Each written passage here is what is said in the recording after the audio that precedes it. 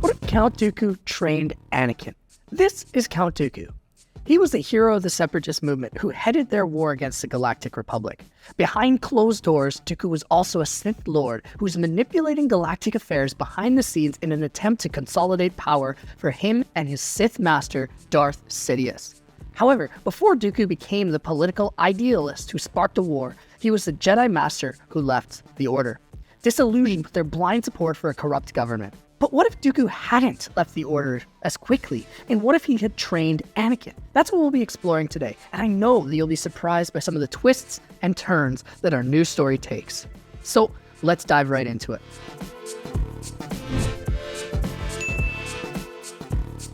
Our story commences at the end of The Phantom Menace. Qui-Gon Jinn has passed into the Force, and Obi-Wan is informing the Jedi Council of his master's dying wish that Anakin be trained. Obi-Wan says that Qui-Gon wanted him to train Anakin, and that he had requested it as he died. In the movies, the Jedi Council permits Obi-Wan to train Anakin, seeing his victory over Darth Maul as a suitable replacement for the Padawan trials. In this timeline, Obi-Wan also ascends to the rank of Jedi Knight. However, things play out a little bit differently. Dooku never left the Order and still holds a prominent position on the Jedi Council. He believes that Obi-Wan is too inexperienced to train the boy. He also says that as Qui-Gon's old master, he would be a suitable candidate to help guide the young Anakin in the ways of the Force. Seeing this as a solid compromise, the Council agrees to let Dooku train Anakin.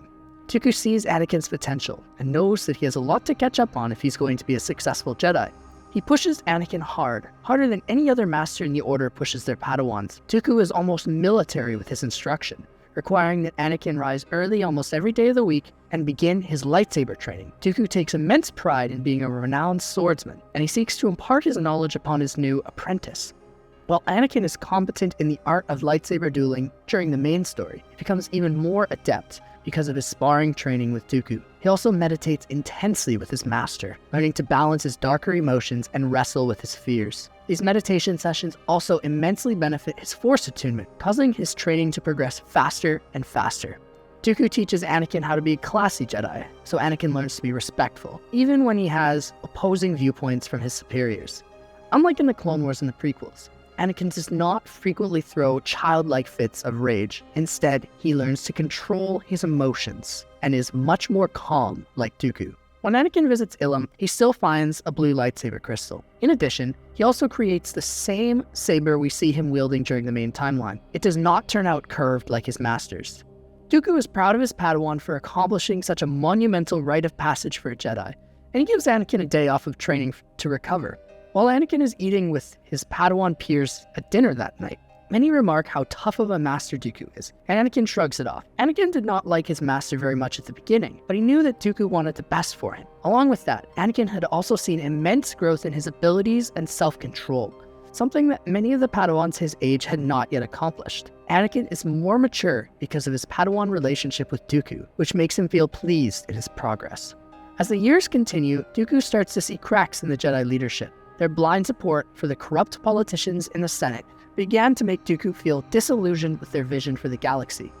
He goes on many missions with Anakin where they both see the flaws in the government, and where they see how individual senators are prioritizing their own needs over the needs of their populations. When Dooku brings these concerns up to the Council, they scoff at him, because many of them hadn't voyaged out beyond the walls of the Jedi Temple for many years, or if they did, it was because they were meeting the politicians. The Council scoffed at Dooku's concern. They were out of touch. After many months of consideration, Dooku finally decides to leave the Jedi Order. The first person he tells is Anakin, who is taken aback. He knew of Dooku's concerns and he often shared them. However, Anakin believed that he could make a difference on the inside of the Order. So when Dooku asked Anakin if he wanted to leave as well, Anakin refuses. He's still young and idealistic. Dooku respects that and wishes Anakin well on the rest of his journey.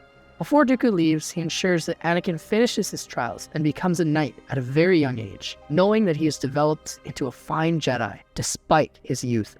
After Anakin passes his trials and his Padawan braid is cut, Dooku announces to the rest of the Order that he will be departing, sick of their perversion of the Force to suit a political agenda. Anakin is momentarily grieved by the loss of his former master, but he had started to become more of his own Jedi. He He goes on many missions, especially with Obi-Wan, to planets and other worlds that Jedi were not willing to go to, so that he could bring some light and hope to their societies. Anakin and Obi-Wan prove to be quite the duo, and they end up developing a brotherly sense of camaraderie. Soon, Dooku becomes even more outspoken against the Republic. He had reclaimed his position as a Count on Sereno and wields significant political power in that region of the galaxy. His words, while not directly condoning violence, begin to inspire many radical separatist groups to action, who use Dooku as one of their movement's heroes. Rumors began to spread that Dooku was actually trying to organize some of these factions behind closed doors, which many of the Jedi did not believe. Anakin was incredibly worried by these claims, knowing more than anyone how much distaste Dooku possessed for the current ruling powers of the galaxy. Even a good man like Dooku could be driven to extremes when desperate enough. Anakin pushes these worries to the back of his mind, though, as there are more pressing matters to deal with in that moment. A few years later, we reach the events of Attack of the Clones. Anakin and Obi-Wan, being the power duo that they are, still end up being assigned with the security detail for the Senator. There are still multiple assassination attempts on Padme's life, and because Obi-Wan takes up the investigation of who had attacked her, Anakin is assigned to be her bodyguard on Naboo. Anakin, who had passed the knighthood trials much earlier than many of his peers, is still young and struggling with both desire and attachment. In the romantic setting of Naboo, Anakin and Padme still express feelings for one another and share awkward moments of flirtation. They still kiss and have a desire for one another. However, Anakin is more upright in his Jedi morals than he was in the main timeline.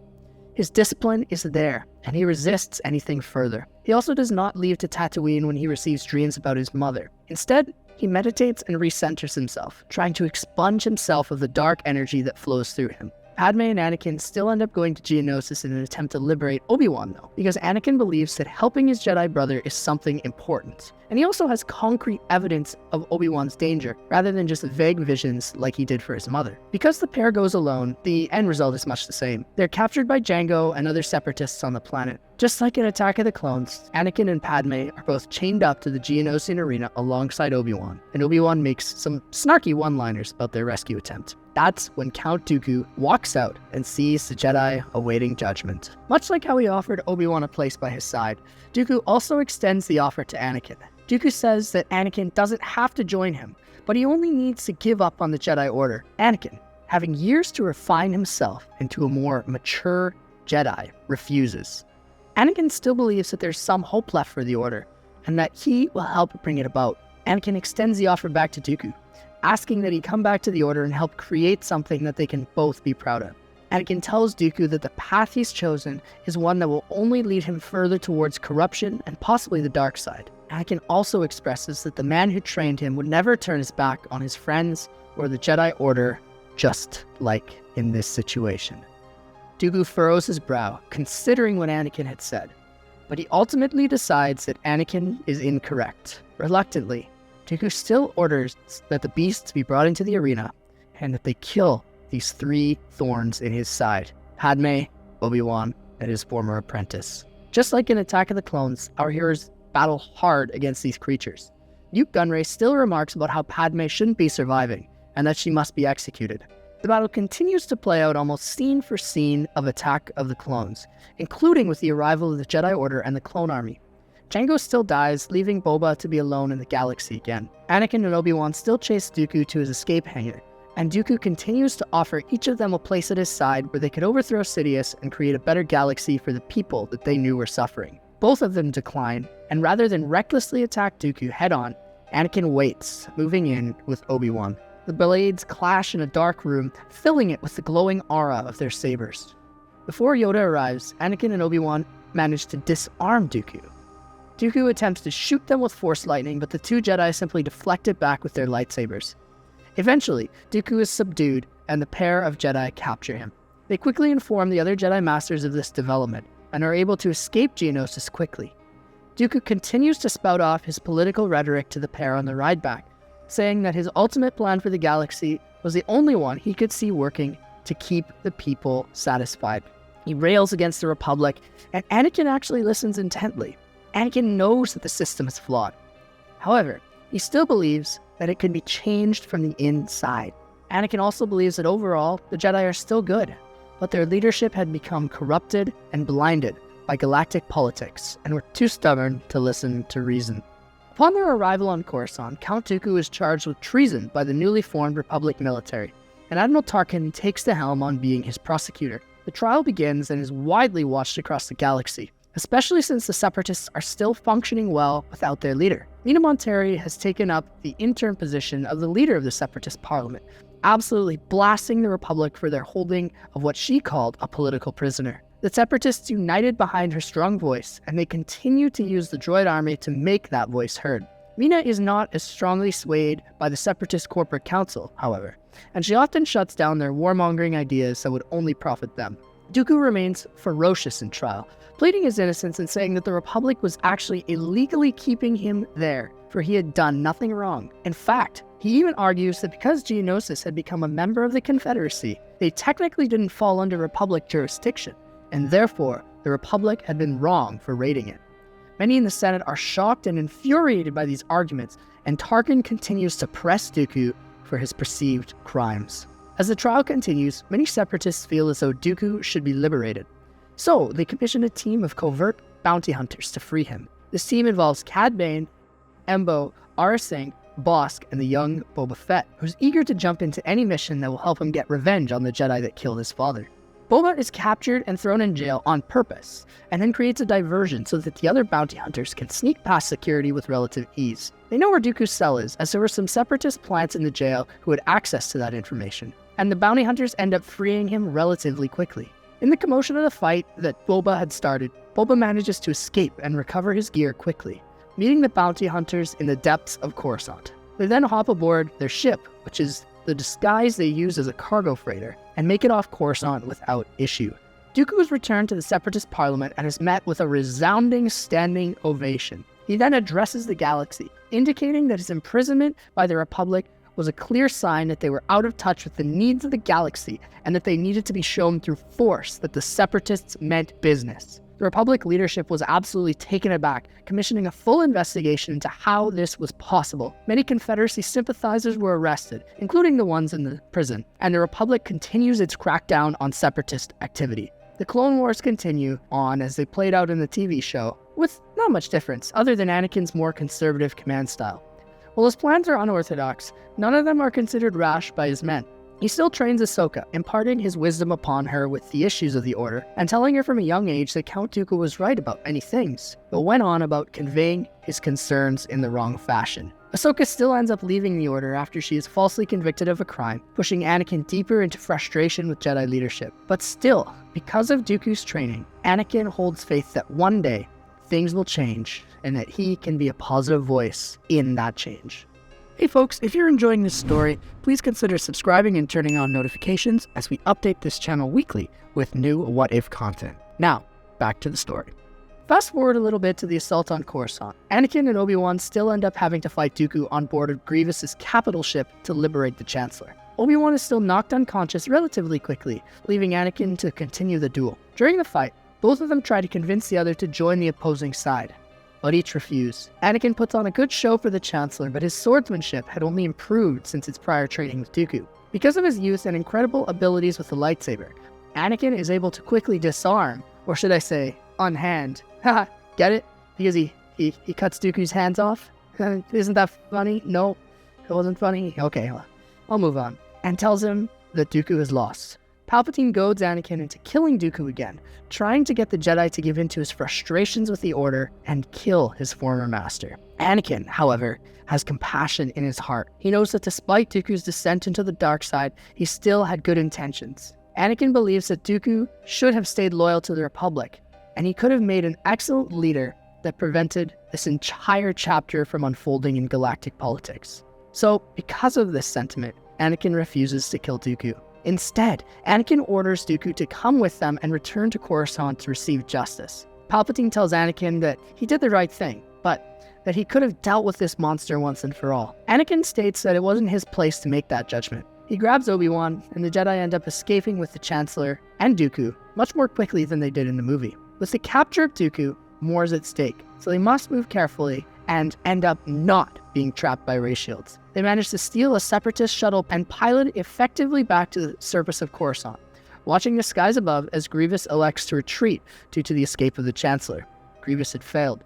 The skies above the galactic capital are peaceful once again. The Jedi congratulate Anakin with the capture of Dooku. Politicians do as well. They know that, at the very least, this would be a massive win for the Republic in terms of morale. Because of how late it is in the war, and because of the thinly spread Confederacy resources across the Outer Rim, there's no plan hatched to free Dooku again. It was a one-and-done thing, and the Separatists were still reeling after the events of Coruscant.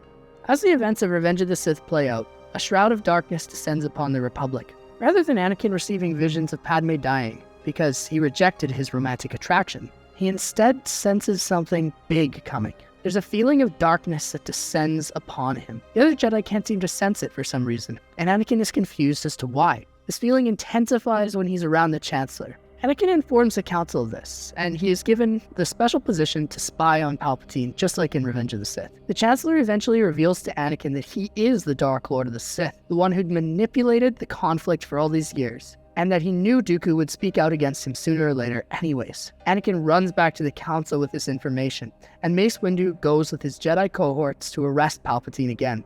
At the last minute, Anakin rushes in to see what's going on with this arrest. His frustration with the Jedi Order finally begins to bubble over as he sees Mace Windu about to kill the Chancellor, and he tells Mace that the Chancellor must stand proper trial in the Senate. He also says that Dooku could testify against him, and so could Anakin. Anakin receives a transmission, though, in that moment from one of the 501st commanders stationed on Coruscant that there had been a situation in the prison, and that his help was needed now. Anakin was forced to leave, knowing that his clone brothers needed his assistance. Without Anakin pressuring him, Mace goes in for the finishing blow, but Palpatine unloads his unlimited power onto Mace, killing him just like in the movie. At this point, Palpatine rises and begins the execution of Order 66. Meanwhile, Anakin makes it to the Republic prison as quickly as possible. He's informed that Dooku ended up force-choking one of the clone guards and stealing his identification, allowing for him to swipe the card with the Force and escape.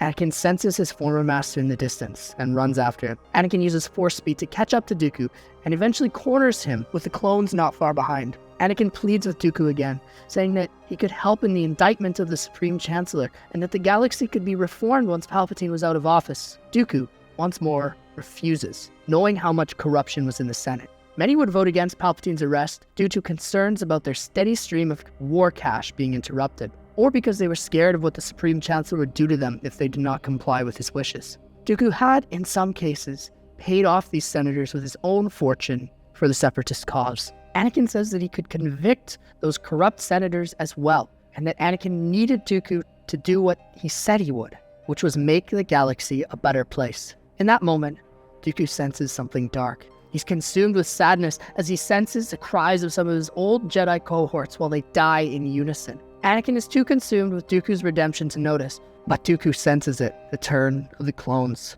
Order 66 had been executed. As the clones arrived at the scene, catching up with Anakin, Dooku tries to warn Anakin of what's coming next. It's too late, though. Anakin is shot in the back by at least 10 blaster bolts, leaving him incredibly incapacitated. Dooku manages to shield more of the coming bolts before blasting the clones with Force lightning, enraged that they had just attacked his former Padawan. He picks up Anakin, takes his lightsaber, and cuts down any of the clones that would dare challenge him. In a rare show of emotion, tears flow down Dooku's face. So this had been Sidious's master plan. It was brilliant, but incredibly twisted. Dooku couldn't believe that he had gone along with this Dark Lord's tricks for so long. Dooku had let his mind become twisted until he had become the very thing that he swore to destroy. This broke Dooku as he came to this realization, and he felt himself overwhelmed by emotions. Dooku reaches a ship in the docking bay of the prison and immediately jumps away from Coruscant as fast as he can. He takes Anakin back to Confederacy space and demands that they immediately take care of him and heal his injuries. The doctors oblige, although they recognize how odd it is that Dooku is requesting aid for a Republic general. Dooku sits and watches as Anakin recovers, grieved by guilt for his part in Sidious's plan.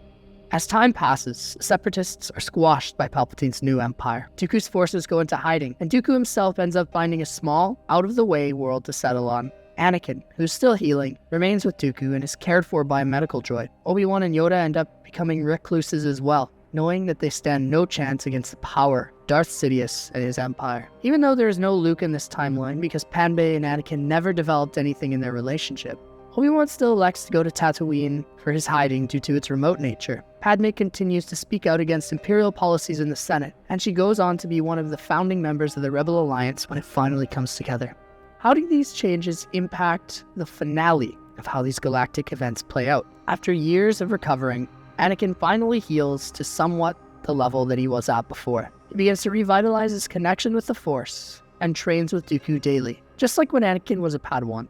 However, in this alternate future, Anakin and Dooku both lean more into their darker and lighter callings, respectively. They become more gray Force users who listen to where they are called, rather to the specific dogma. Padme eventually has to go into hiding herself as more and more threats are made against her by Sheev loyalists. The rebellion gets up and running, and the Jedi are brought back into the fold when Dooku and Anakin deem themselves ready to take on the impressive machine that Palpatine had created. Both of them approach the rebels, ready to aid in any way possible. The galaxy is in turmoil, and Palpatine's empire reigns supreme. However, there's still some light that shines through his oppressive darkness. The Jedi were back, and hope is on the horizon.